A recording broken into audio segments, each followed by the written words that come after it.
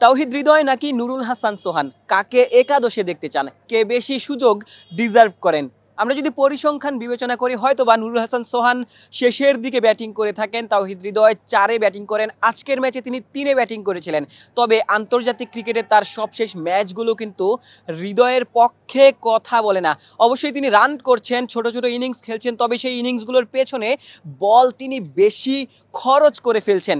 হৃদয় হয়তো বা বাংলাদেশ দলের ওই দারুণ স্টার্ট যারা এনে দিচ্ছেন, টপ অর্ডারে 2 বিধ্বংসী ওপেনার রয়েছেন বাংলাদেশ দলের, পারভেজ ইমন কিংবা ওই তানজিদ তামিম, ওয়ান ডাউনে ব্যাটিং করে থাকেন লিটন দাস।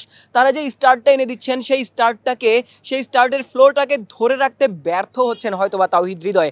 বাংলাদেশ দারুণ সূচনা পেলেও সেই সূচনাটা পাওয়ার প্লের পরই ধীর গতির হয়ে যাচ্ছে হৃদয়ের ধীর গতির কিংবা মন্থর ব্যাটিংয়ের কারণে। আমরা যদি একটু পরিসংখ্যান বিবেচনা করি, আজকের ম্যাচে তিনি 14টা বল খেলেছেন, হয়তোবা 9টা রান করেছেন। তার স্ট্রাইক রেটটা ছিল মাত্র 64।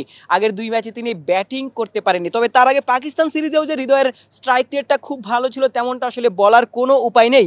পাকিস্তানের বিপক্ষে লাস্ট ম্যাচে তিনি 3 বল মোকাবেলা করে 0 রানে আউট হয়েছিলেন। তার আগের ম্যাচে তিনি রান করেছিলেন 36 রান করেছিলেন, তবে তিনি সেই 36 রান করতে 37টা বল মোকাবেলা করেছিলেন, অর্থাৎ তিনি 100 স্ট্রাইক রেটেও ব্যাটিং করতে পারেননি। তার আগের ম্যাচটাতে পাকিস্তানের বিপক্ষে কিংবা শ্রীলঙ্কার বিপক্ষে যেই ম্যাচটা তিনি খেলেছিলেন, সেখানটাতে এক্সট্রিম মশার কয়েল প্ল্যান্ট ফাইবার দিয়ে তৈরি, তাই সহজে ভাঙে না, সুগন্ধিযুক্ত ও নিরবিচ্ছিন্নভাবে জ্বলে। ডেঙ্গু, চিকুনগুনিয়া বাহি সহ যে কোনো মশার বিরুদ্ধে দেয় এক্সট্রিম সুরক্ষা। তিনি রান করেছেন, 100 স্ট্রাইক রেটে ব্যাটিং করেছেন। তার আগের ম্যাচে শ্রীলঙ্কার বিপক্ষে যেই সিরিজের দ্বিতীয় টি-20 ম্যাচ, সেখানে হয়তো 100 বেশি স্ট্রাইক রেটে 25 বলে 31 রান করেছিলেন।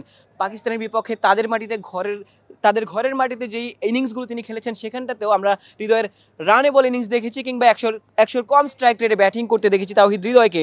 এই মুহূর্তে সোহান রয়েছেন কিংবা ওই শামীম হোসেন পাটোয়ারিরা রয়েছেন মিডল অর্ডারের ব্যাটিং করার জন্য। হৃদয়ের হয়তো কম্পিটিটর ছিল না। তাওহিদ হৃদয় 4 নম্বরে ব্যাটিং করে থাকেন। 4 কিংবা 5 নম্বরে কারা ব্যাটিং করবেন, হৃদয়ের ব্যাকআপ কে হবেন, সেটি নিয়ে প্রশ্ন ছিল। তবে এই মুহূর্তে বাংলাদেশ দলে এমন কিছু প্লেয়ার রয়েছেন যারা যে কোনো পজিশনে খেলতে পারেন। শামীম হোসেন পাটোয়ারি কিংবা ওই নুরুল হাসান সোহান এবং তাদের সাথে রয়েছেন সাইফ হাসান।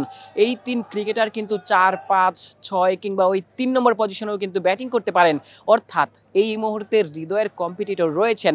নুরুল হাসান সোহানের কথা আলাদা করে বলতেই হয়, কারণ তিনি লম্বা সময় পর, প্রায় 3 বছর পর দলে ফিরেছেন। দারুণ একটা ক্যামিও খেলেছেন, 11 বলে 22 রানের ইনিংসকে আপনি ক্যামিও বলতেই পারেন। এবং সেটি কিন্তু নুরুল হাসান সোহানকে বাড়তি অনুপ্রেরণা যোগাবে, আত্মবিশ্বাস যোগাবে একাদশে ঢোকার জন্য। দারুণ একটা ইনিংস তিনি হয়তোবা এই মোমেন্টামটা এশিয়া কাপে নিয়ে যেতে চাইবেন। যেমনটা বলছিলাম, কে বেশি সুযোগ ডিজার্ভ করেন?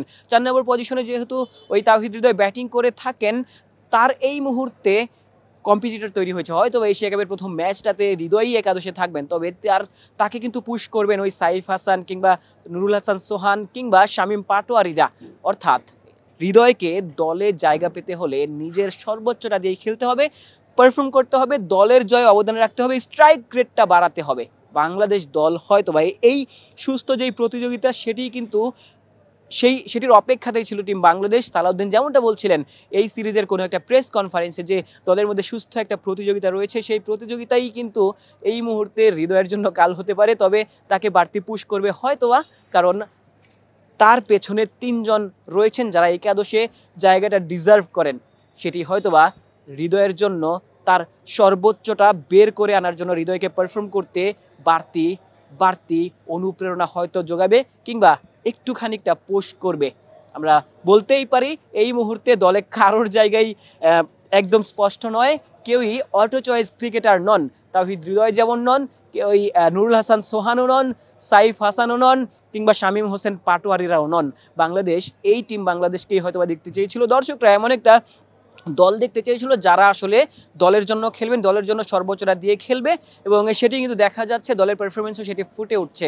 শ্রীলঙ্কা সিরিজ থেকে যদি শুরু করি, বাংলাদেশ 2-1 সিরিজ জিতেছিল, পাকিস্তানের বিপক্ষে 2-1 সিরিজ জিতেছিল এবং 2-0 সিরিজ জয় নেদারল্যান্ডসের বিপক্ষে এই সিলেটের মাটিতে। এবং দারুণ একটা মোমেন্টাম নিয়ে টিম বাংলাদেশ এশিয়া কাপে যাবে। লিটনের দল সেখানেতে ভালো করবে, দর্শকদের সেটি প্রত্যাশা থাকবে।